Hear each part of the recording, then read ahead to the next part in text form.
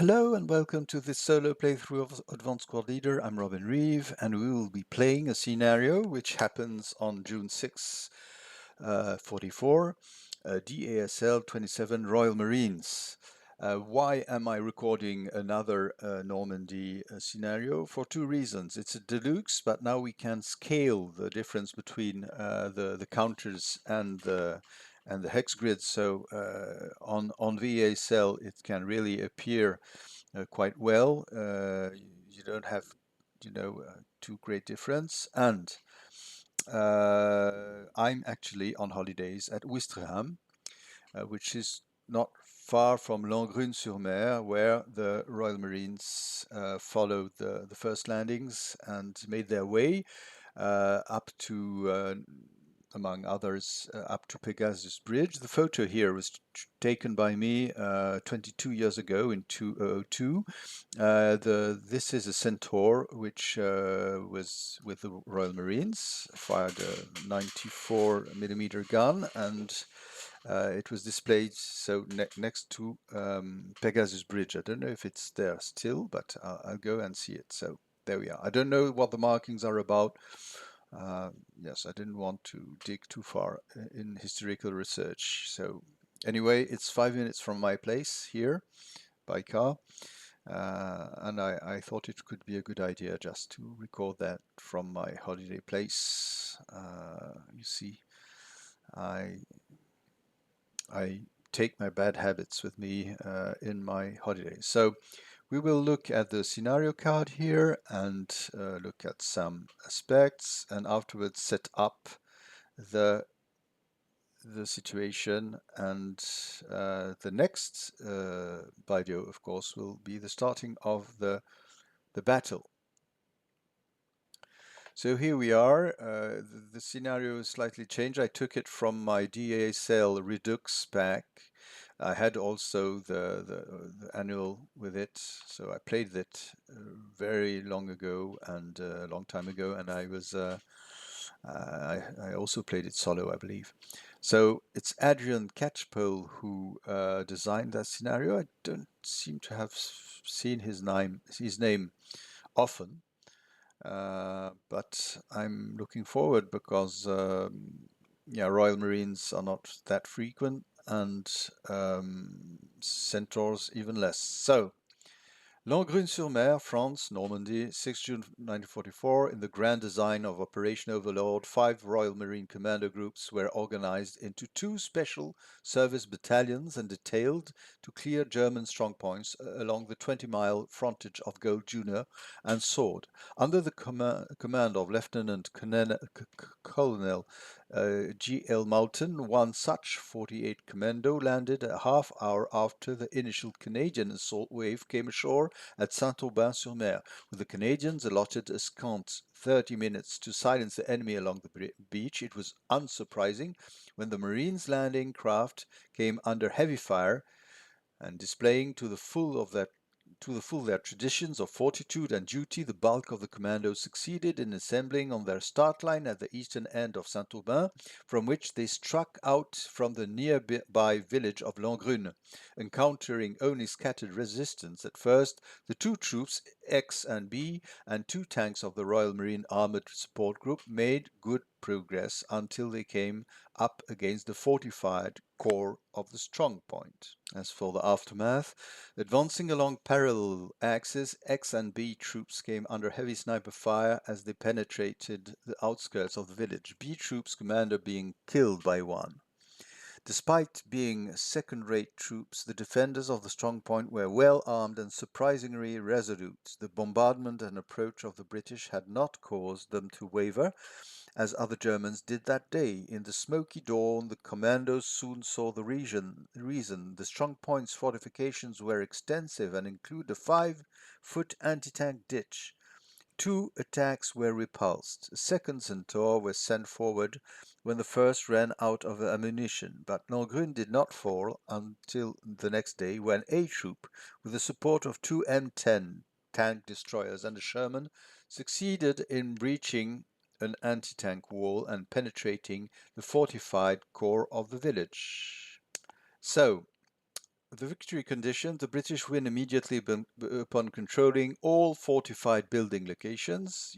We have C and D maps. Balance, I don't care about balance, as I'm unbalanced myself, you know. So there we are. The defenders are mostly all second liners, but with a good leader, at least the 9-2, the 8-1 is also good. Very well armed with 2 heavy machine guns, 4 light, 1 Panzerschreck, 2 little mortars in an urban setting, minefields, 24 factors, 80 ditch, etc. Ah, yes, and of course, my wire and a roadblock. I'll show you how I manage the minefield. Okay, I do it my way. That's the only little concession I do to my as if solo system. I have a system where I place the minefields and I don't quite know what's in them. Okay. On the British side, you have very comparable forces. The support weapon allotment is the same, so 1 MMG, 3 LMG, 2 Payat, and a DC. 7 squads, good leadership on both sides. Okay, and they enter 1 on turn 1, 1 on turn 2, and on turn 2 also you have a Centaur coming, and on turn 5 also. So there we are. Special rules. Easy and moist. That's okay. Mild breeze from the north. That means that laying smoke will be interesting, but it'll go from north to south. No kindling. Okay. The German player must designate 7 fortified building locations. No tunnels on board C. Such a location is immediately revealed when in the LOS of a good order British infantry unit. The German player must also place rubble counters of the appropriate type in any 2 non-printed stairwell building locations in his setup area. Contrary to B27-1, 80 ditches may be placed in paved road hexes. The British player may designate up to 3 squad equivalents in each troop as sappers. All non-crew British personnel are commandos. So here is the place. Oh, for the setting up, I put that line. So 4 and higher on board D and board C. That's the place where the German set up. This is turn 1 entry points between K and O1 and turn 2 here. And I think everything is marked. So the idea here is to, I don't quite know. Then I also noticed there was no mention about falling rubble. So I don't know if you're going to roll for falling rubble. I'll try to do it so we have means to. Yes, we'll play the rules even it's not mentioned, because usually the rules say falling rubble occurs. There we are. So we'll have a look at the rules. Up here you see I decided to have two factor anti-tank mines and two 6 anti-personnel factor mines and dummy minefields. Okay, I'll display them there, and here I have minefields. I don't know what they contain. I made 6. I should have 8. Sorry. There we are. So when I place them on board, I'll randomly select here. So here there's a little problem with 8 rolling a 6DR. So what I do a preliminary roll. Let's say 1, 2, 3. I'll pick among the 4 leftwards minefields, 4, 5, 6 on the right side, and afterwards when I have 1, 2, 3, 4 minefields to select, I roll a die, and if I re-roll a 5 or 6, etc. So I know how to manage that in a very good randomly way, I believe. Okay, so of course, placing the fortified locations. Um, the German must think about it. With 7 of them, it could be interesting not to bunch everything at the same place, even though an Alamo can have some sense. So I believe that having people here fortified, I don't like this place at all to set up the Alamo, and perhaps here also 3, 1, 2, 3, 4, something like that. 1, 2, 3, 4. That could be a very interesting place. I'm going to try to see if I can find some fortified building place. It's just the rule about falling rubble, as you see.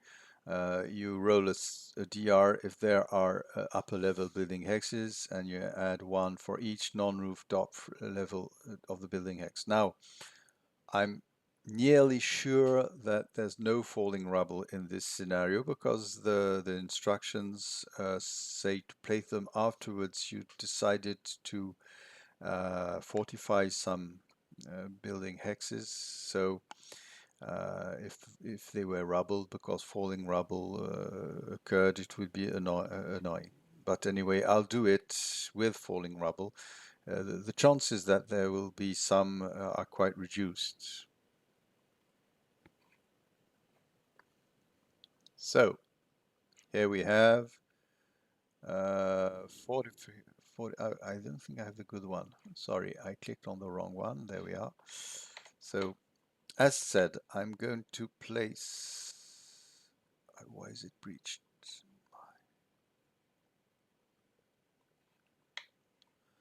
I'm going to place this one here. I don't know if it'll fall right. Oh yes, I found the trick. There we go. Here we have a good Alamo.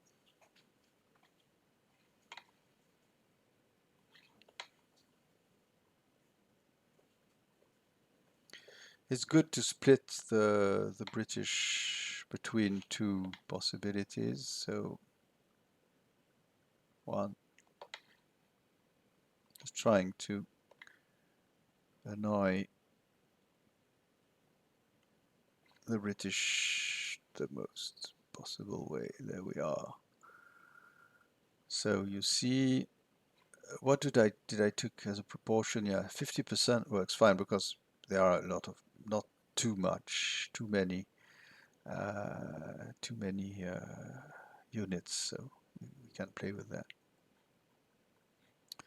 So what are we going to do? So the tanks will come up here, and we can put trenches in the, yeah, let's say 80 ditches at a good place, so those tanks cannot maneuver as they would like to. There are only 3, so I shouldn't put them all at the same place. I doubt you could put them in a bridge. That would not be the good thing, but perhaps here, or if they come, yeah, if they want to come here, I want to annoy them a lot. Let's go for it. Perhaps it's not the best idea, but you know. If we have an 80 ditch here, well, it's not very amusing now. Yeah.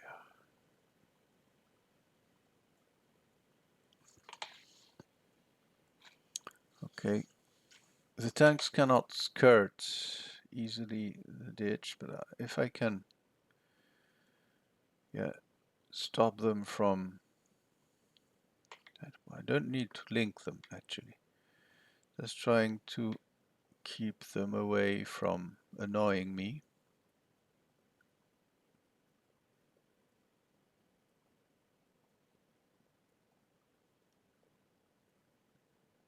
Well, you never really.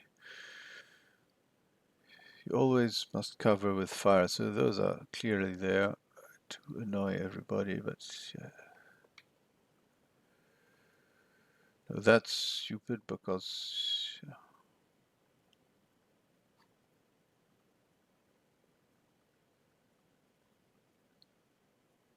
Well, let's go for them. Okay, I'm going to hide them. There we are. So wire, I'm going to put some wire everywhere. Oh, I cannot put,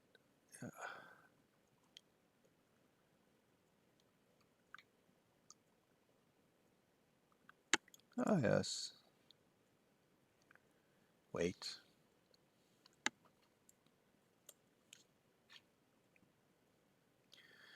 I'm not very organized here, but having somewhere just to prevent the commandos from entering the place too easily is not too bad. Come on. Oh, okay.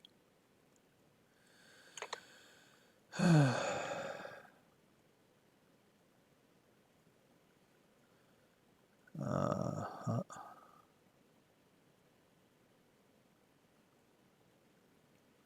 So they just cannot dash through the place.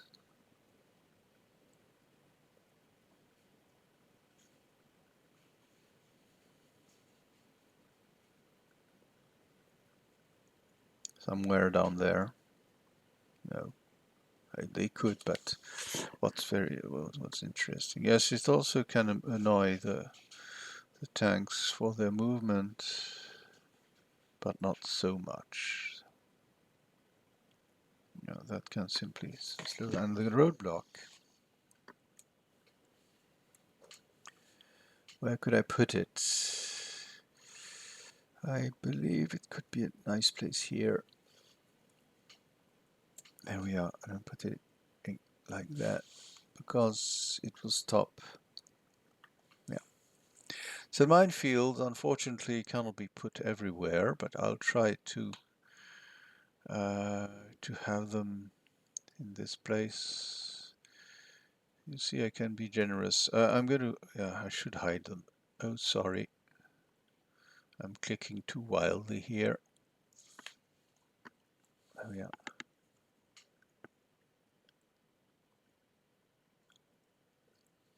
There we are.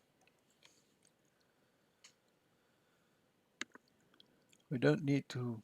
Yeah, I'll certainly, quite certainly. Ah, I must put them that rubble. Wait. Before I do stupid things with my minefields, where am I putting my rubble? So, rubble. So I'm trying to find the place, but I don't see where.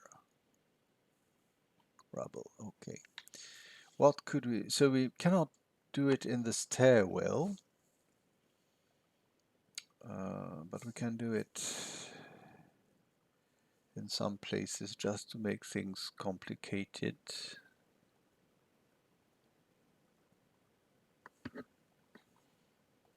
Off we go.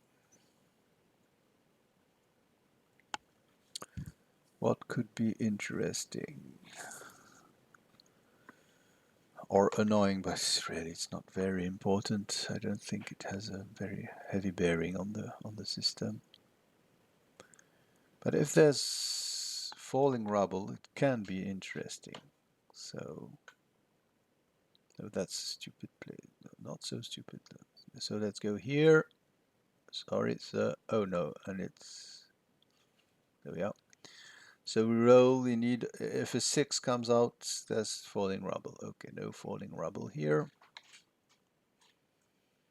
And wait.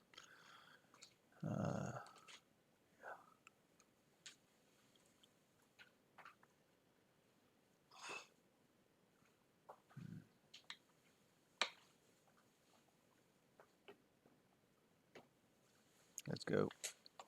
+2. Oh, there is falling rubble. So another DR to see in what direction. One being up, one being north, one. Okay. The rule is not clear about the nature of the rubble, but I'll vouch that it is the same type. So we'll put it there. Okay.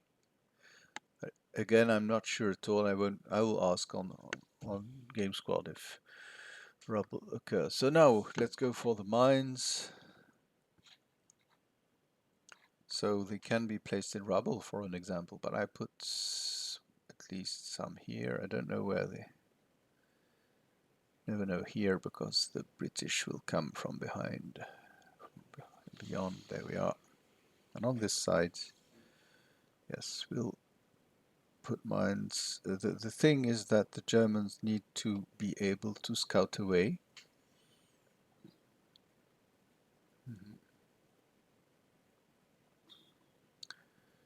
I cannot put them in paved places, but there we are. Yeah, but really I'm cutting the retreat here. I don't know. Let's say. What about here?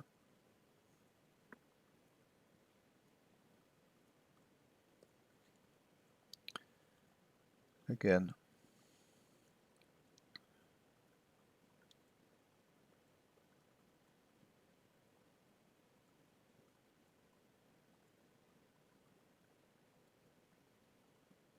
I'll perhaps place them elsewhere once I have been more clear about who's going where.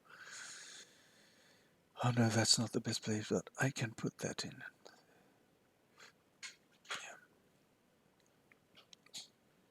Let's go for that one. Anyway, 1 and 2 is not a real one, but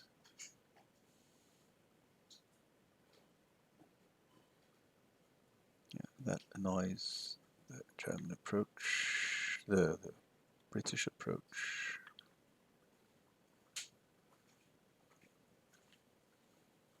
Okay. So I'm going to deploy 2 of those guys. The machine gun should be in this place, I believe.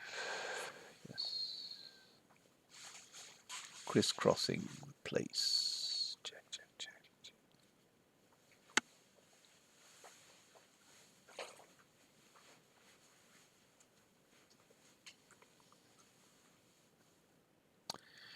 We have little mortars, but they're hardly useful. That's the problem. Oh, I still can have those little guys with their mortar here. They won't. No, that's stupid. The only place that's because they're good against woods, but you know there are hardly any woods here. So, what about? Let me see. Having those people here, but they're not in good shape. Slightly. Yeah, it's quite hypothetical. Yeah. My English, please. Oh, this. Yeah, they could cover here just the place for with some joyful little sneaky meatball pumping machines. Okay, so Panzerschreck will give it to 1 squad because I cannot deploy more. Those will come here. I think I'll put the Panzerschreck down here. Okay. We must try to stop those commandos a little. How do we scoot away? That's complicated, I find. Anyway, they'll put to stiff fights.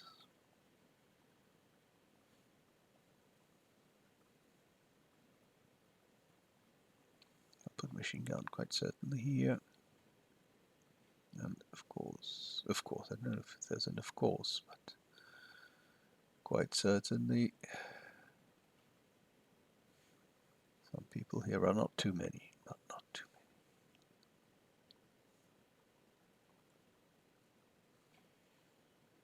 many. Yeah.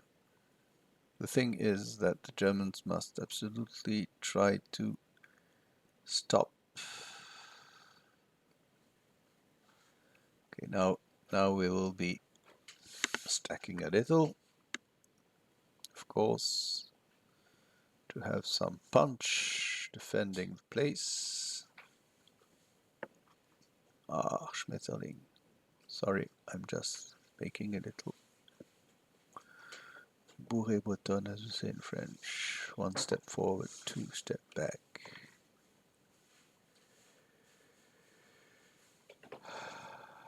Yeah.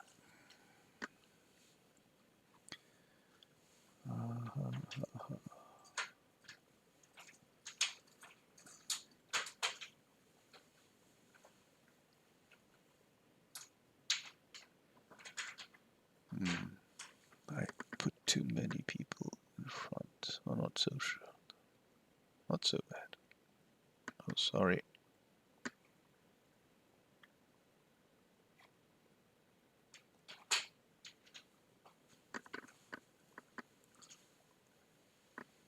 I'll put the no sniper, I'll put it there. So. I don't find my Alamo well defended here.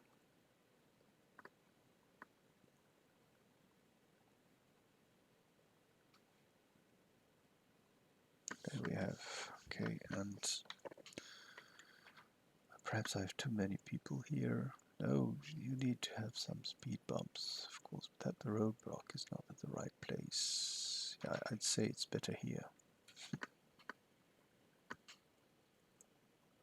There we are. And here we are. So this is quite well defended. Perhaps here we could place people who move out of it could be attacked. Okay, that looks nice. Those guys really are sacrificial lambs.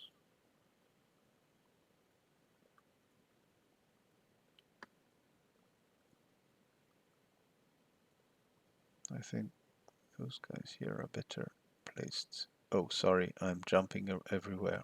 There we are. And this minefield could be placed somewhere else.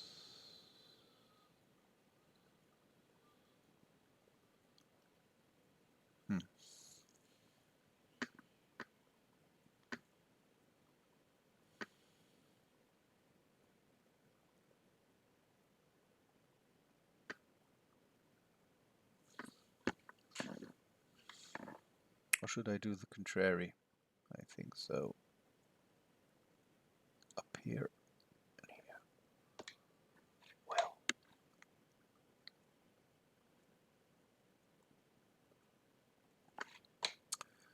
So my little Axis OB concealment. Oh, and there will be some. I must push it out. Sorry, out of view because it disappears each time I do something now. I'll do some bore sighting because it seems that, but anyway, just the machine guns and mortars. Oh, I think I'm doing things more readily with the keyboard. There we are.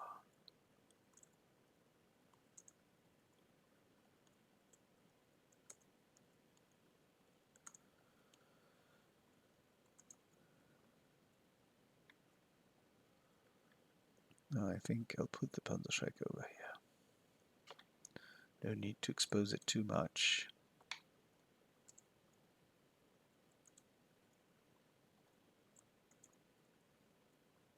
There we are. So bore sighting. Wow.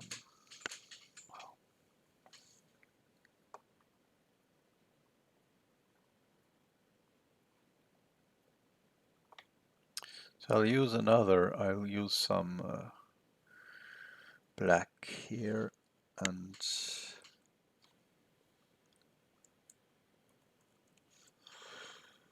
so machine gun here. Oh, I have nobody there. Oh, that's not good. I have, and we'll just go away, scoot away. Oh, they jump and then always stick in the middle of the hex. So why not bore sight here or bore sight there? Bore sight everywhere. Okay, there we go. I'm going to link them. There we are. I'm not very imaginative. Here I'll bore sight to L1.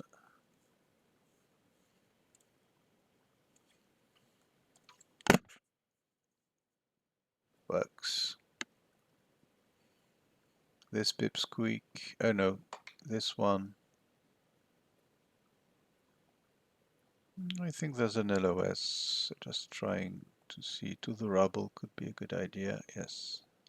So we can start to sprinkle here. Size.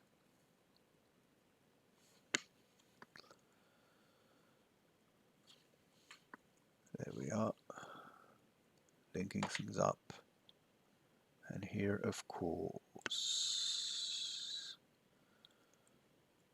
Mr. Obvious. There we are. So that's for the German defense. As you see, I put a light screen. I'll have to scamper away and afterwards defend the places. Won't be very imaginative from the part of the Germans. So here we are. Will I deploy people or not? Perhaps yes. I'll have one. No. Okay, just to hold the. I'm putting them here. MMG. No need to have more than a half squad. And here, really, the Piat. Just, but I won't do it too much because anyway, our aim here. We don't know where the fortified buildings are. Yes, I should, of course, have them hidden. That's the thing.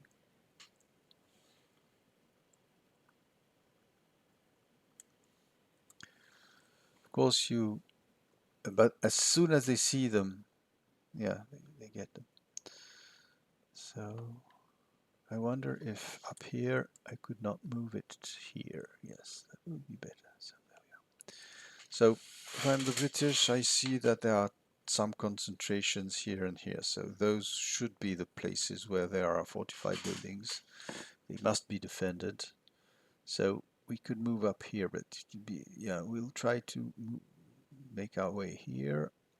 So removing my Piat guys and machine gun. Let's say here, up here. Oh yeah, no, but here.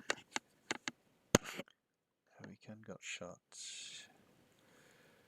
Of course, we must be brave, and we have the means to be. It's not very. The deployment is not very small.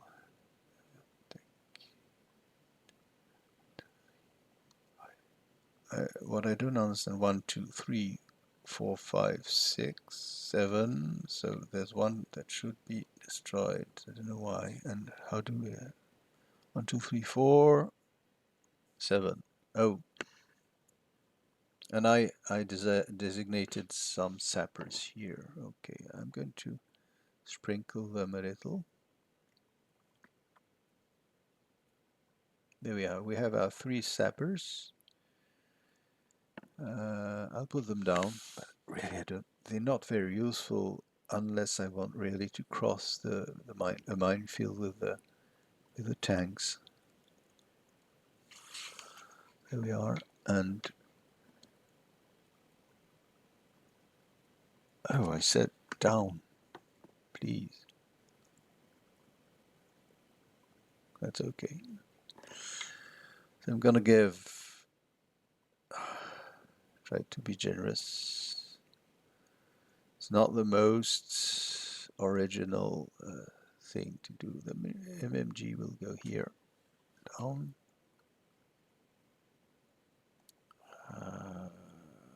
Those little guys are the Piats down here. Those are the Piats. Oh, no,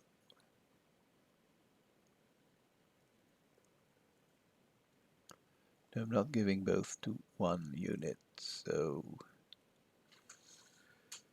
sorry, things are crisscrossing this way. The DC, well, so the main thrust here, okay, the 9 minus 1, I don't know, if you just wanted to move, thank you sir, and thank you sir. So here we are, and I'll give Quincy the DC, you never know. And here, Yeah, I'll give it to the second squad who has nothing else to do. There we are. And they start concealed. You can make very elaborate plans, except that moving here and through the orchards and up here will be the place with some covering here. And on the other side, we'll see, I believe, yeah, they have that road to cross, but they can also go here. So it's too late now for the Germans, but yeah, this is a good, it's quite well defense. So one jump, they'll be slightly late, but they have a tank also on turn 2, so it can come around here and do something. Oh, and I'm placing Walter. I don't know where's the place. Yeah, must be most disruptive. Let's go here. Size, and changing the size here also.